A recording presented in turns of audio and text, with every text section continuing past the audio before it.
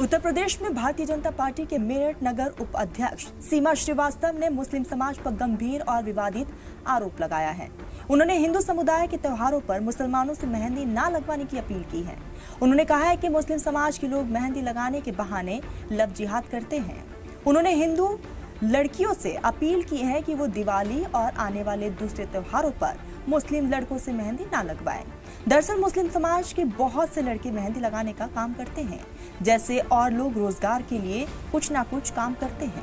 लेकिन भाजपा नेता सीमा श्रीवास्तव ने मेहंदी लगाने वाले मुस्लिम लड़कों के खिलाफ ऐसा बयान दिया है जिससे उनके रोजगार पर बुरा असर पड़ सकता है। सीमा श्रीवास्तव ने कहा है कि मेहंदी लगाने वाले मुस्लिम लड़कों का मकसद हिंदू लड़कियों को फंसाना होता है।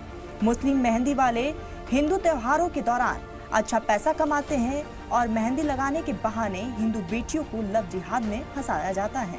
लेकिन वही लोगों का कहना है कि ये सब लोगों को बांटने और उनके बीच नफरत फैलाने की बात है, जबकि ऐसा सभी धर्मों में होता है कि कोई ना कोई अपनी कला और हुनर के बिना पर अपना काम करते हैं, खाते हैं और कमाते हैं।